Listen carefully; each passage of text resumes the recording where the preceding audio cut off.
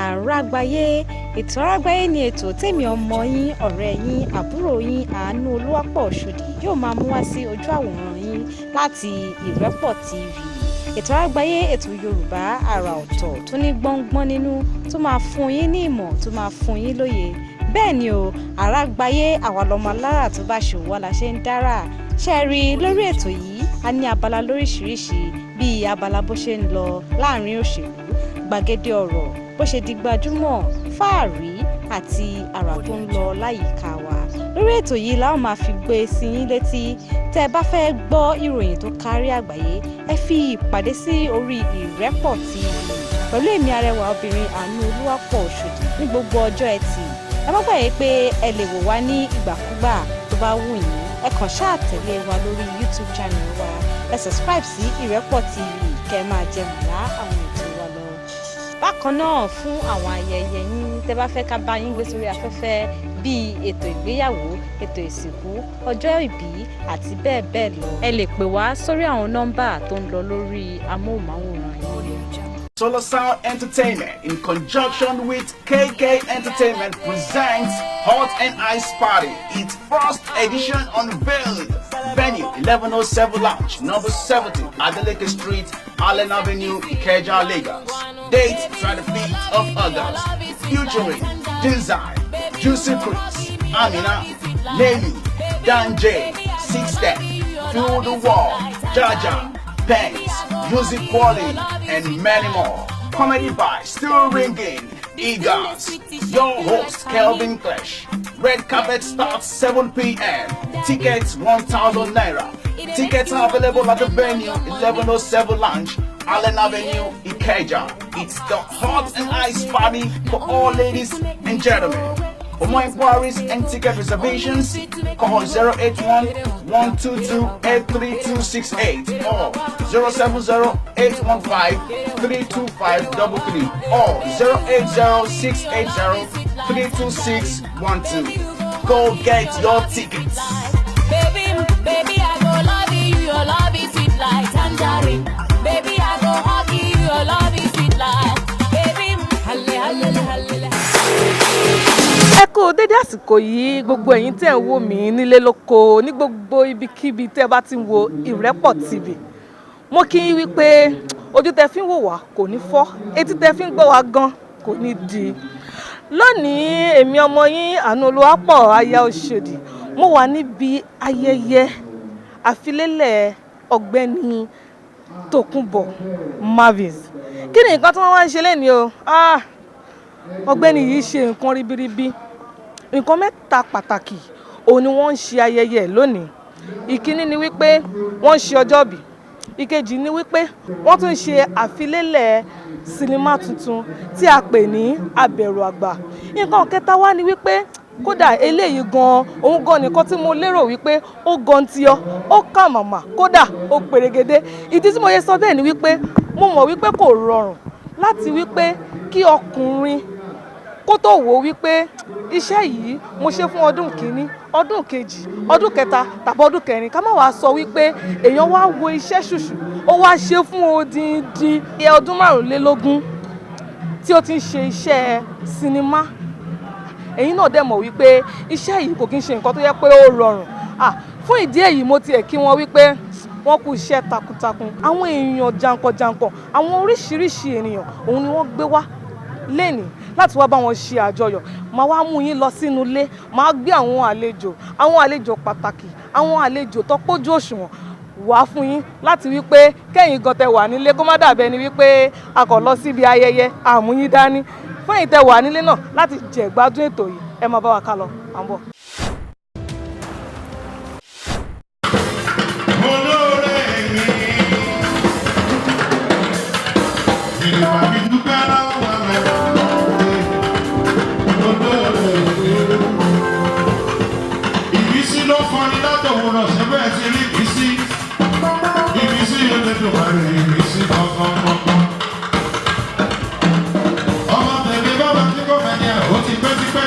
Báyìí a wà pẹ̀lú ìkànnú àwọn òṣèré tíátà gbajúmọ̀ kan tá a mọ̀ tó ń jẹ́ Irepotv àbí.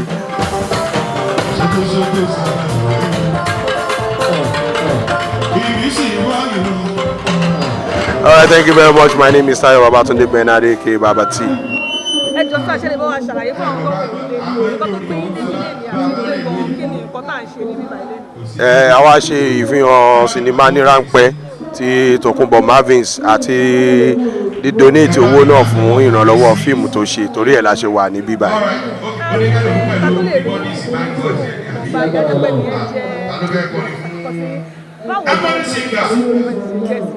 Tokunbo Malvins ẹ̀gbọ́n mi ni ọ̀gá mi ni kò ń ṣe nínú iṣẹ́ tíátà o èmi pàdé ẹ̀ lórí stage ni a máa dẹ́rìn pòṣónú ibẹ̀ ni mo ti mọ̀ wọ́n wọ́n dẹ̀ jẹ́ ẹ̀gbọ́n gidi ẹ̀gbọ́n tó ní láárí ni wọ́n ṣe àwọn ẹ̀gbọ́n rẹ́gbẹ̀rẹ́gbẹ́ sotori ẹ̀ la ṣe wá bílẹ̀ ní káyẹ́pẹ́ ẹ̀gbọ́n burúkú ni wọ́n à ní débi iṣẹ́ ọwọ́ wọn àti wá wọ́n ní ìtẹríba wọ́n bá yàn ṣe wọ́n máa ń bá ọkọ àwọn èèyàn mọ́ra wọ́n rò pé bóyá torí pé àwọn ọjọ́ ga ọmọdé wo lè lè yẹ méjì torí ẹ̀ la ṣe wà nílé ni kọ́kọ́ tí ní nǹkan kan ṣe ọjọ́ kan ṣá ọlọ́run á gbọ́ gbogbo àdúrà àwọn á lè gbé wọn lọ bí gíga. ẹ ṣe gan ni ẹ ṣe gan àmàrin yín bá ẹ ṣeun. ilé ní jẹ́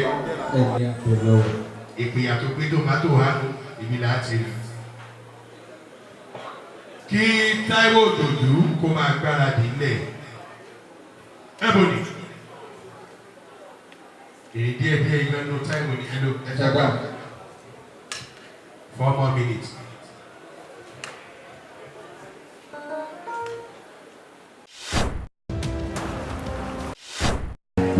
My name is Danny Melody. I'm unstoppable. I had it down the door. Every Danny Melody. Danny Melody. So many me want to see me fall. Don't know what to I need them. You the motivation. Turn up the battle. Love you are capable. Unstoppable. How long you are terrible. Cause send it all over every other. She let you another still there for me. Cause I ain't finish your day and lie. You know it's not easy lie. I teach you for story.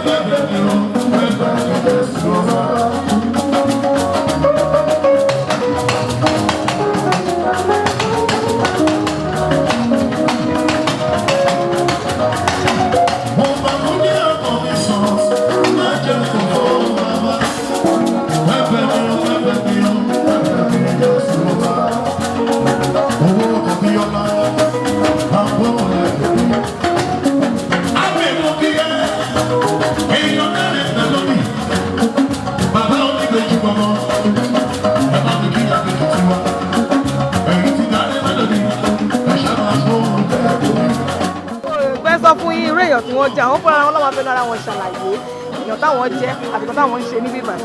Ẹ bá mi sọ fún àwọn tó ń wò yín nílé kí lorúkọ yín gan àti wípé gan báwo gan lẹ ṣe jẹ́ sí èèyàn tó ń ṣe ìnáwó lẹ́nu. Orúkọ mi ni Aberu-Agba Malvins, ìyàwó Tokunbo Malvins.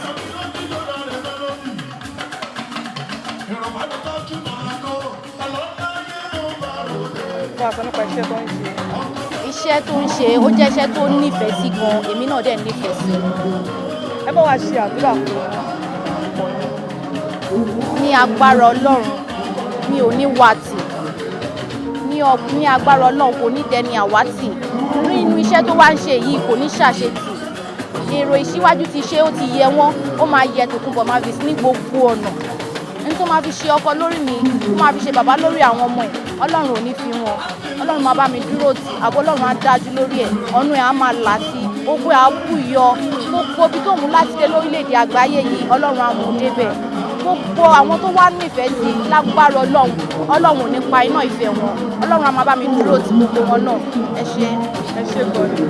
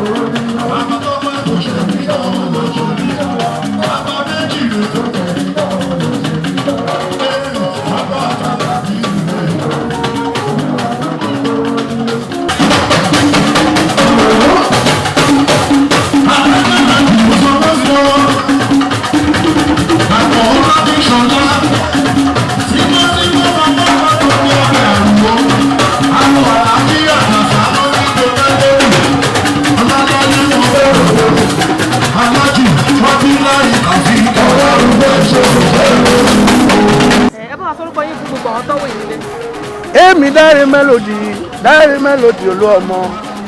Some many me want to see me for. Don't know wetin I do them. Mi ò dẹ̀ mọ̀ tí mo ṣe. Wọ́n fẹ́ paná ògo. Ẹ jẹ́ bá a ṣàlàyé fún àwọn tó ń wò yín nílé nǹkan tẹ́ wá ṣe níbí lẹ́yìn àdúgbò tó gbé yín wá ta ló gbé yín dìde tẹ́bílẹ̀ dìde òṣìṣẹ́ Dáre Melody. Ní tó lè wà ní program tá à ń sọ yìí. Ó lágbára o. Tokunbo Malvins ló gbé ni wá. Lórí kíni lórí fíìmù tá à launch lẹ́yìn. Èmi ni kọ́kọ́ mo wà ń bí Mega 99 wà ń bí ẹlẹ́ẹ̀lẹ́ wà ń bí Esther àtòríṣe gbogbo olórin wà ń bí báyìí gan. Ẹ̀yin tẹ́ wà bí báyìí miss gan o Ọlọ́run torí àlàyé wa. Bẹ́ẹ̀ni èmi náà ti sọ fún wọn pé gbogbo èèyàn tí ò wá sí ibà ilé bọ́dá má wọrí ṣé ní gbogbo ẹ̀yin tẹ́ wà ń lé tẹ́ ráyè wá bí gbogbo tó ṣe ń lọ níbí ibà èmi á máa fi kàn sí yín nílé èyí má ṣe ìyọnu. Ẹ jọ ọ̀gbẹ́ni Dáre Melody ẹ bá wa ṣe àdúrà fún yàn tó ń ṣe ìkọlé. Mo yẹ kí n ṣàdúrà fún wọn bọ̀ mo máa gbàdúrà fún wọn pé àdúrà wọn máa gbà. Kí la sọ̀rọ̀ pa Aberu-Agba múvi Aberu-Agba èmi Dáre Melody gan wà ń bẹ mo ṣe àwọn baálẹ̀ kan àwọn baálẹ̀ ayérayé kan nínú múvi Aberu-Agba yẹn èrò pọ̀ ń bẹ gan kúlẹ̀ àpọ̀ bẹ̀rẹ̀ pẹ̀tẹ̀ gan mo wá gbàdúrà pé lélẹ́yìí tá a ṣe yìí torí látàrí àríyá ẹ̀fẹ̀ ìwọ́n tó bá mọ Tokunbo Malvins tó bá ti ń gbọ́ àríyá ẹ̀fẹ̀ bàbá Ìjẹ̀bú ń gangan náà ni mo wá gbàdúrà fún pélé tán ṣe òkè lẹ́yẹ máa ń fọhùn òkè náà máa lọ lágbára Ọlọ́run ní jábọ́.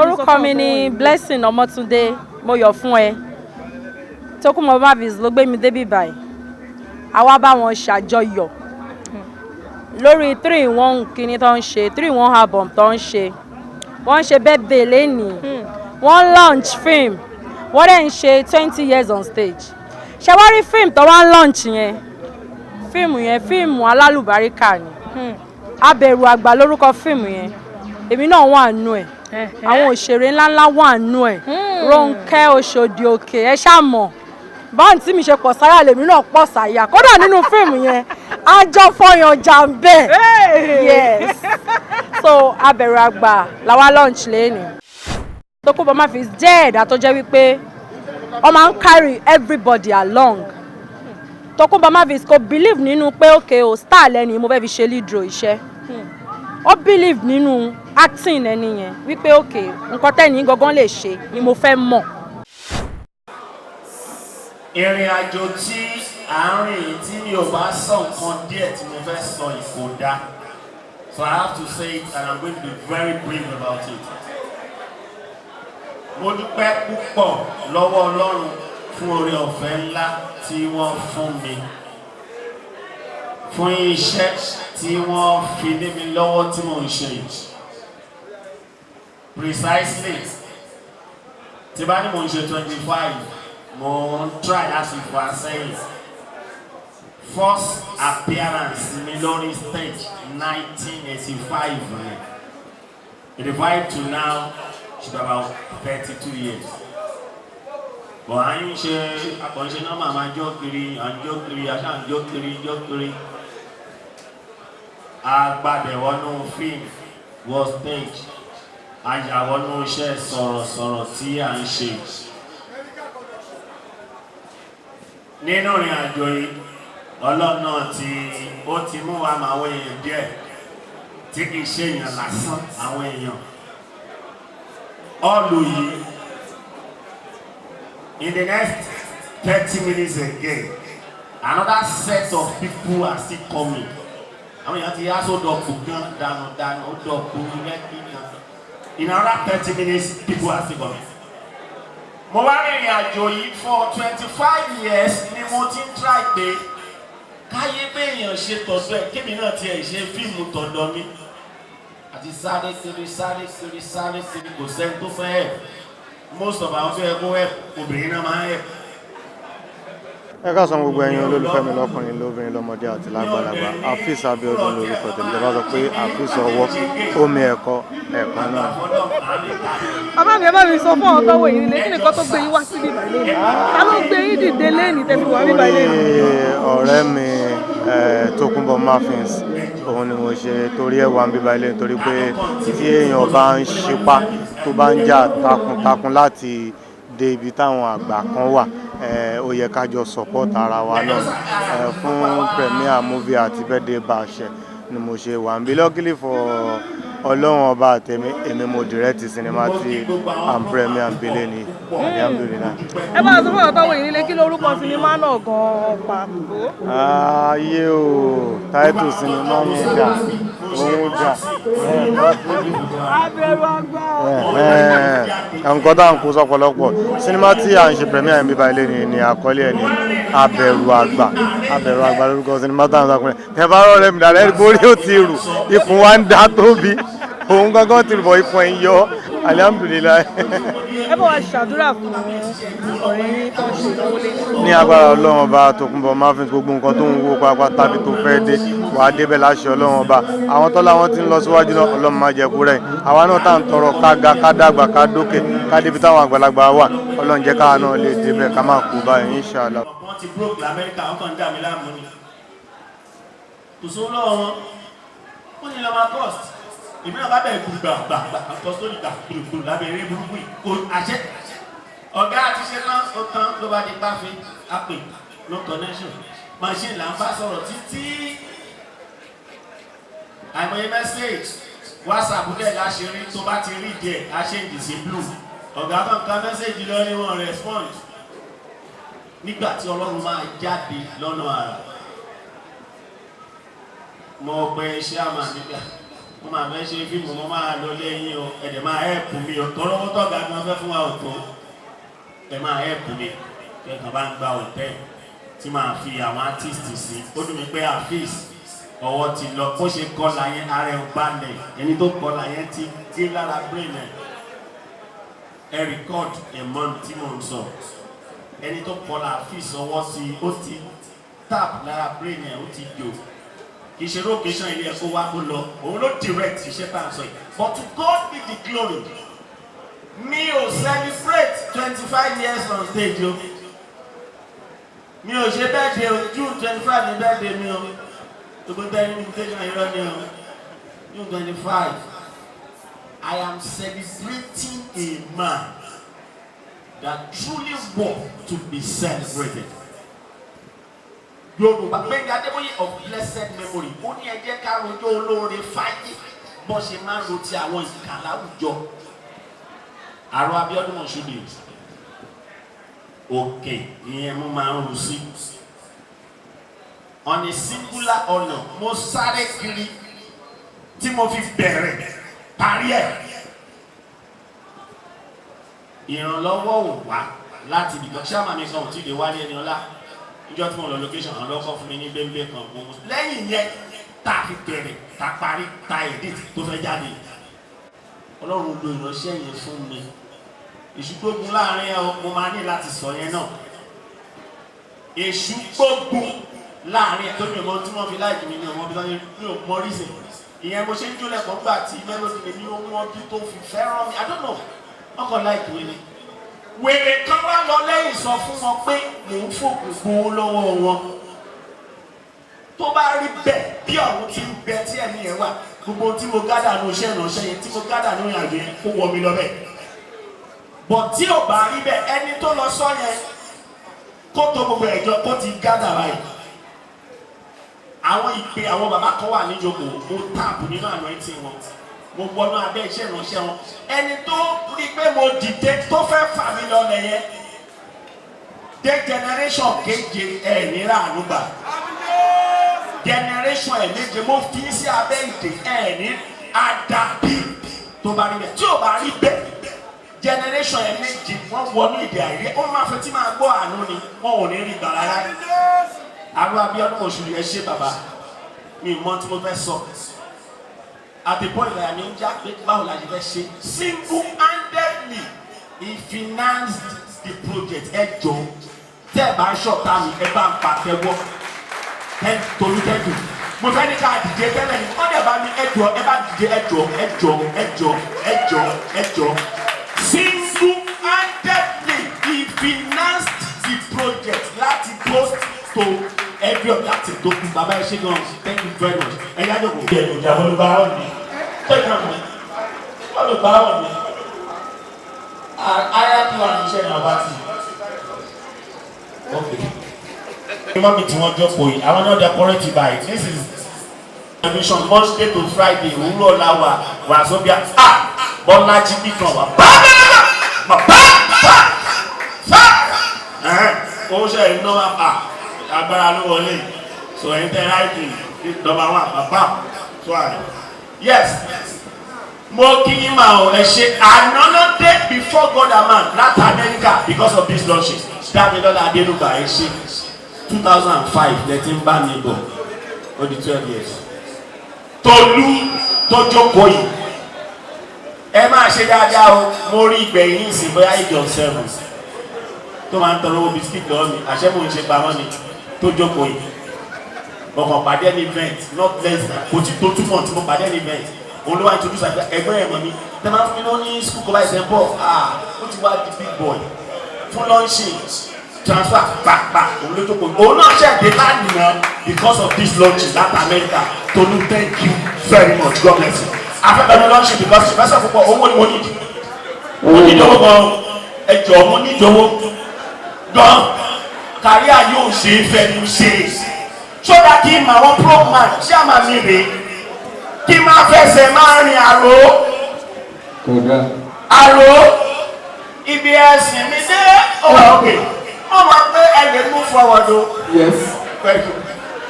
Bọ́lá jí Peter I've known him for over 15 years àwọn ilé yìí pè ní ní Tokunbo ṣóòkè ní ìdánwò ni mo máa ń nìsa máa pè ní anything from on the 25th of every month màá fún ẹ lówó bíi sálárì ọdún kẹjọ rèé tí mo ti ń gbà lọ́wọ́ Bọ́lá Jídìtì ẹ bá mi pa lọ́wọ́ mi ìṣiṣẹ́ fún ọmọ fún mi lówó I don't know ẹni rí dààmú bàbá àgbàlagbà ẹni rí dààmú bóyá ẹ má bọ̀ wọ́n kí wọlé mi wọlé àgbà ṣẹ́nu pẹ́sà ẹ ṣe gan bàbá tí ẹ má bọ̀ bàbá tí ẹ má mi fẹsẹ̀ owó ẹjọ́ owó sí o ẹjọ́.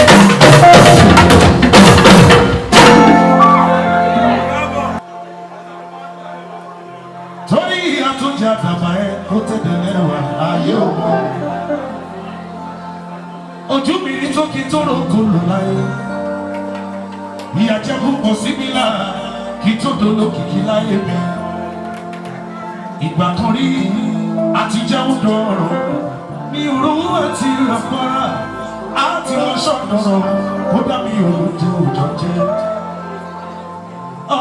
méje lórí rẹ̀ tàbí ṣe fún ìfara ká tó jẹun ìgbà yẹn tèmi wà kìsà láláyé olùrànlọ́wọ́ kankan kò sí lé kò sí gbùgbé kò sára kò sẹ́ni sọ àwọn ọ̀rẹ́ mi ló ní márùn gbogbo wọn wò mí bí elébi aṣọ́kùtà ìmọ̀lẹ́ kan sílẹ̀ àṣeyọtí pàtàkì ìdúró èmi ẹni tá rò pé kò lè gbàgbọ́ àṣemá padà kọ́lé alárìnrìn bọ́lẹ́rù bá sọ pé dára nobody can say no ibi ó sì ní dé ẹ mọ̀ pé mo lè débẹ̀ o wọ́n yọ lóko wọ́n yọ lóko wọ́n yọ lóko ọlọ́run ibi ó sì ní dé ẹ mọ̀ pé mo lè débẹ̀ o wọ́n yọ lóko. Ìwọ tó bá borí ọlọ́run bá mi pàtẹ́wọ́ tó lọ́wọ́ bá ọba tó jẹ fáyé torí ìwà nìkan kó sí okùn fìlà ìlọ́rí bàtà ìlọ́rí ẹ̀pàdé wà ní mọ́ṣúárì ọba tó jẹ bó jẹ tẹ̀bẹ̀tì ọmọ ṣọ́kùn fi sọ pé ní gbogbo ọ̀nà ẹ ṣé ọlọ́run ní gbogbo ọ̀nà ẹ ṣé gbogbo ọlọ́pàá tó bẹ̀ ń bí dára wà lókè bó bá dá olójú ọlọ́pẹ́ ní sáré sọ fẹ́ ní lẹ́ka ọ̀tọ̀ọ̀tọ̀ èmi ní àkọ́kọ́ jẹ́rìí sábàrà olúwa ọmọ ọlọ́kùn mi máa gbọ́.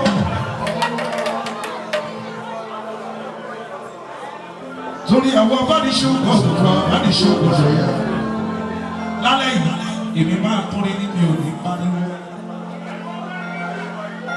àyẹ̀wò kọ́ ni bíi ó yẹ ọ̀rẹ́ wọn bá mi jù ọ̀rẹ́ wọn bá mi yọ ọ̀gbọ́n wo.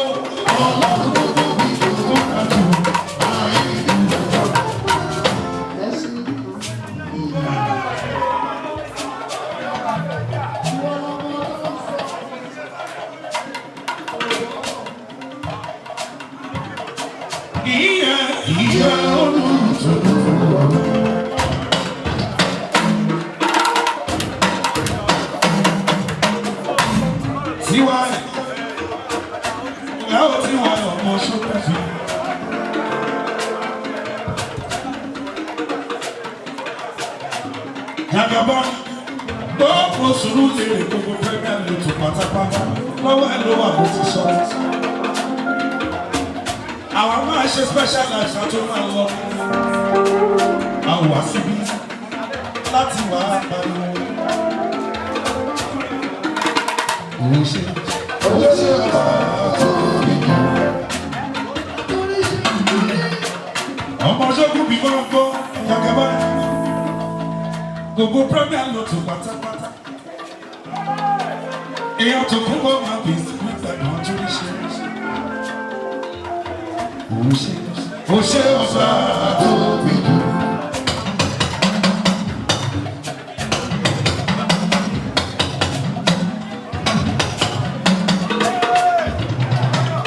Wálé ẹ̀yìn ọlá. Ọmọ màmá àdúrà lọ́jọ́ kan. Lotto ló lọ́wọ́ ẹ̀.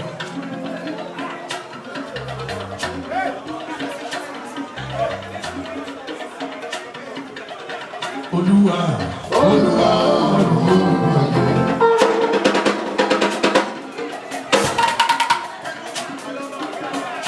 Ilé òwúrọ̀dà tèmi àtúrí ṣe. Ọba tó wà lẹ́yìn rẹ̀ tó máa padà lẹ́yìn rẹ̀.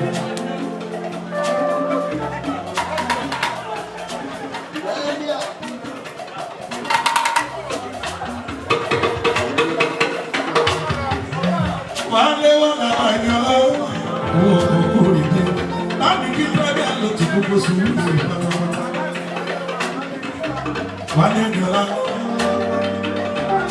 ẹrù tó tó ẹ̀ lọ arógún máa tì ní arógún máa ṣòkò.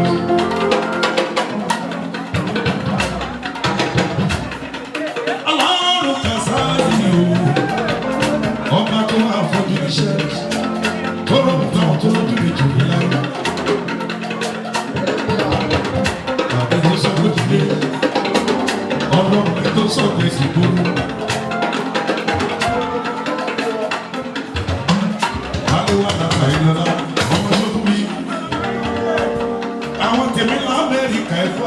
mi lọ́jọ́ gbogbo. Ìyá ọmọ ọba UK ìwọ wá lé wàhálà tán. wọ́n jagun ẹ bá mi gbé ìtìkìní kan bí ẹ kò tó tóbi. Ẹ jọ trader. Ẹ dáhùn. Ìyá ọmọ dàtọ̀ púpọ̀ máa mi ṣe fún wa tirate. Ìyá Fikáyọ̀. Ìyàwó ọmọ dàtọ̀ púpọ̀ máa ti tẹ bá ti sáfò ní ẹjọ́ ẹ̀ fún wa tirate yẹn. Ẹgbọ́n jẹ́ ẹni tẹ́ máa gbé tí ó bọ̀. Owó pé Nàìjíríà ní tẹ̀lá wa. Yes. Aro the chief nurse ya bàbá fúnra ẹ̀ bá mi pàtẹ́wọ́ fún wọn. Kí wọ́n máa bọ̀ wájú bá àwọn náà máa bá mi lọ́ọ̀ṣì àwọn orúkọ àwọn èèyàn kọ̀ọ̀kan. 10 million abẹ́rẹ́ ìsìnbí ẹ̀lò ẹ jọ̀ọ́ mo fẹ́ bèèrè pẹ́sọ̀ kọ̀kẹ́ tó gba trade ṣé ẹ̀ tí ì mọ ọkùnrin. Wọ́n ti mọ̀ wọ́n lè rọ̀ bá. Ṣé ẹ̀ tí ì mọ ọkùnrin. Wọ́n mọ̀. A ní POS. POS wà. A ní alákàntì nọ́mbà wọn kò sí dáàkì gbà. Yes. Àǹtí ṣé ẹ̀ tí ì mọ obìnrin ọkùnrin. Ẹ̀yin kí lẹ tún dá àwọn tá a gbó kí lẹ dá àwọn olùfún bá ìbọ̀dá yìí. Ṣé bẹ́ẹ̀ ẹ̀yin lẹ máa bá wa pa àwọn àhà. Ẹ̀yin lẹ ń ṣe nǹkan òní nǹkan là ń jẹ́ òṣèlú ẹ̀kọ́ sóńgbé ní ìdí ẹ̀ ẹ̀ka ìbọ̀dọ̀ lọ. Thank you very much. Trade àwọn gẹ́ẹ̀sì mẹ́ta bá a pè dà mẹ́ta láì mẹ́ta lọ́yọ̀. TJ. Ọ̀kan lókun ọ̀kan la rí. All right. Alhaji Ajasa, the state vice chairman of the state program. Mo lè dúpẹ́ lọ́wọ́ àwọn ẹ̀gbọ́n mi láti Tropical Wellness Organization Nigeria. Ọ̀túnba Tayo Maiti TJ. Ẹ̀gbọ́n mi kò ní rẹ̀yìn, ẹ̀gbọ́n mi àti débi tí oníṣẹ́ ti ń ṣe o. Ó nìyẹn. Ẹ máa rìn jìnnà pápápá. Ẹ jẹ́ kí n fi àsìkò yìí pé the vice chairman of the state, Alhaji Ajasa, on behalf of. It's been there, anytime, any day, it's always there. It's been acting its part for the processed food producers and marketers association of Nigeria for the past 7 good years. He has never been found wanting. Yeah, Beji. Ẹ ṣeun gan o, ẹ kú afárádá wa, torí iṣẹ́ wa yìí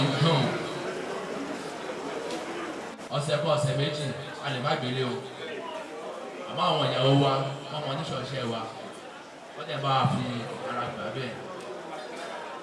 Abiodun oko oríire o, oko oríire o, oko oríire o, ìwọ nìkan kọ́ ló á kó oríire yẹ o, gbogbo puma náà pọ̀ á kó oríire o. All Proma, we stand.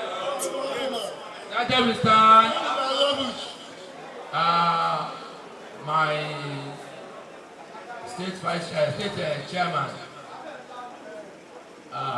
Chief Adetola Dosuma has been there. He came. He wanted to stay more than this with us, but because of his national engagement, he has to be somewhere. That's why I, Alhaji Ajasa, who said this, the state vice chairman is representing him here. On behalf of processed food producers and marketers association of Nigeria, Ogun State chapter, we are celebrating our brother with the sum of just a token of 200,000 naira. Ẹ bá mi ṣáàbà mi, ẹ bá mi pàtẹ́wọ́ mi. Ẹ jọ̀ọ́ torí Ọlọ́run, ẹ bá mi pàtẹ́wọ́ fún wọn. Àtẹ́wọ́ yẹn náà rinlẹ̀. Ṣáàbà wa ti fún wa ní the sum of 200,000 naira. Please can we put. We are launching the album with 500,000 naira.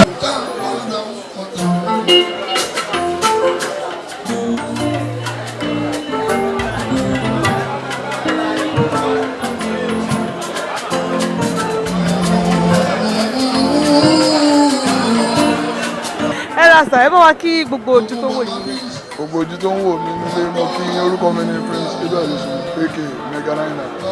Ẹ bá wa ṣàlàyé báwọn tó wò yìí nílé nǹkan tó gbé yín wá sí ibẹ̀ àti nǹkan tẹ wá ṣe ń rí báyìí lọ. Ẹ̀gbọ́n mi bàbá mi Tokunbo Malvins ló gbé mi débi wọ́n ń ṣoríire lénìí mi ò dẹ̀ gbọ́dọ̀ má sí mbẹ̀ Ọlọ́run torí ẹ̀ mo ṣe wà mí. Ẹ bá wa ṣe àdúrà fún ọ̀gbẹ́ni Prince Adetokunbo tó ń ṣe ìkúnlẹ̀. Prince Adetokunbo ní agbára Ọlọ́run ẹ lẹ́nu iṣẹ́ tẹ̀ ń ṣe ẹ tó ara wájú ẹ ju ara wájú lọ ibi tẹ́ ẹ̀rù pẹ́ dédé Ọlọ́run á mú yín débẹ̀. Àmín o. One love.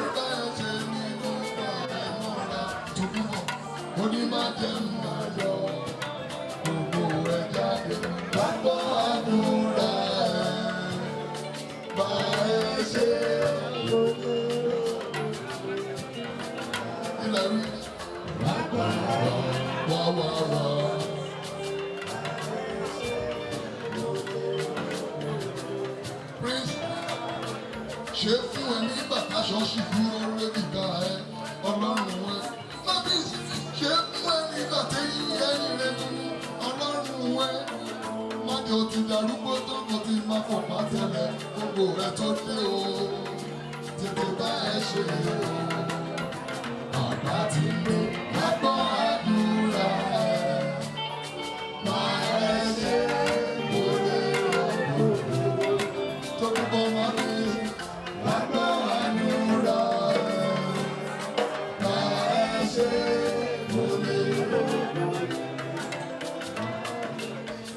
Àwọn ti ṣáájú lẹ́nu iṣẹ́ ìfọ́nrọ́gbò wọn lò.